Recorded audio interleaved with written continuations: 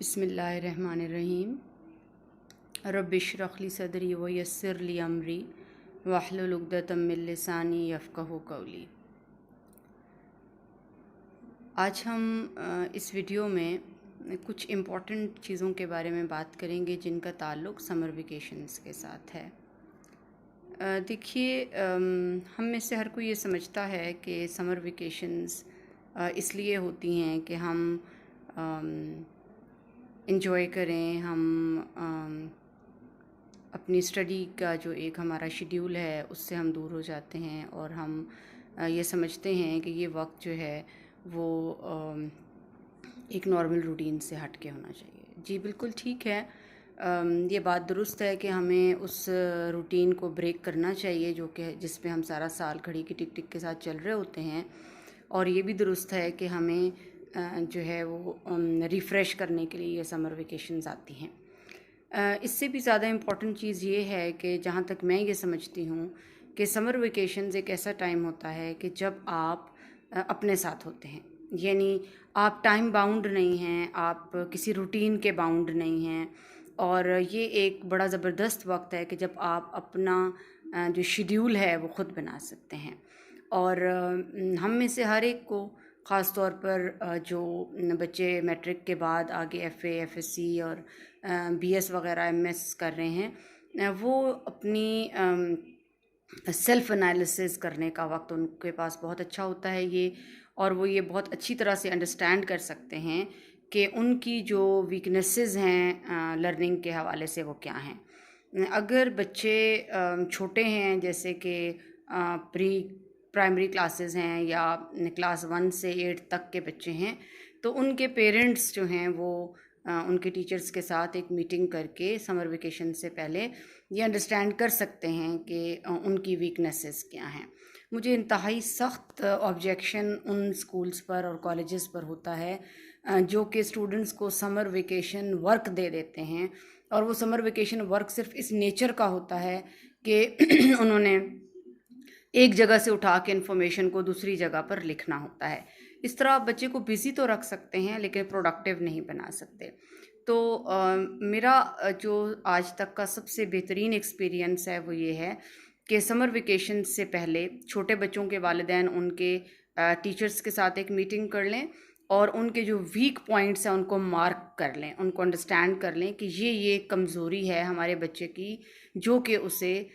سیکھنے میں رکاوٹ کا اس کے لیے سبب بن رہی ہے۔ اور جو بڑے بچے ہیں وہ خود اس بات پر اپنا انالیسس کر سکتے ہیں کہ کون کون سی ایسی چیزیں ہیں جن کی وجہ سے ہم بہتر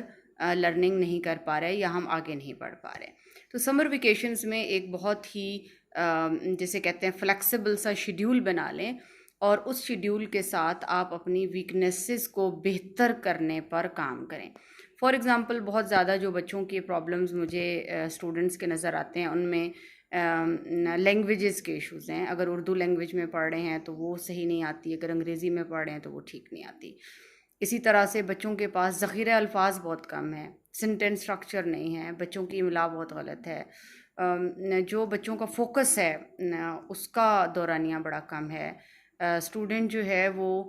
کوشچنس کو انڈرسٹینڈ نہیں کر پاتا، یا اسٹوڈنٹ کے ساتھ یہ مسئلہ ہے کہ اسے ڈسکرپشن نہیں آتی یا اسے انالیسز نہیں آتا، وہ سینتھسز نہیں کر پاتا، ایگزامپلس کریٹ نہیں کر پاتا۔ اسٹوڈنٹ کے ساتھ کچھ ہیلتھ ایشوز ہیں، یہ بہت بڑا پرابلم ہے، اسٹوڈنٹس کے ساتھ ہیلتھ ایشوز ہیں۔ اسی طرح سے اسٹوڈنٹس جو ہیں وہ اپنی توجہ کو زیادہ دیر تک مرکوز نہیں رکھ پاتے۔ تو یہ سب وہ چھوٹے چھوٹے مسائل ہیں جن کی وجہ سے جو over all performance of the student ہے وہ بہت کم ہو جاتی ہے۔ تو ہمارے پاس اس وقت تو انٹرنیٹ ایک ایسی سہولت موجود ہے جس کے اوپر ہر مسئلے کا حل ہمیں مل جاتا ہے۔ تو اپنے لیے کچھ ٹیکنیکس اور کچھ ایسی جو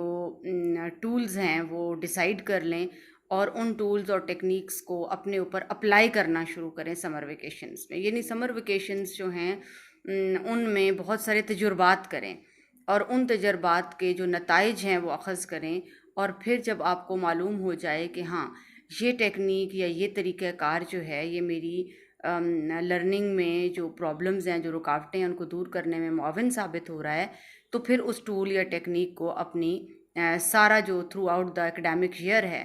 اس کے اوپر اپلائی کرنا شروع کر دیں. تو سمر ویکیشنز کو یوٹیلائز کریں، ان کو بینیفیشیل بنائیں اپنے لیے. سمر ویکیشنز میں صرف سونا، کھانا،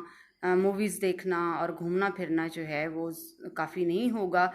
آپ انہی تمام کاموں میں، یعنی آپ گھوم پھر رہے ہیں، آپ موویز دیکھ رہے ہیں، یا آپ اور کچھ ایسا جو ہے وہ ریکریشنل کام کر رہے ہیں، اسی کے اندر اپنے مسائل کا آپ حل ڈھونڈ سکتے ہیں. میں یہ یقین رکھتی ہوں کہ جو اسٹوڈنٹس یا جو پیرنٹس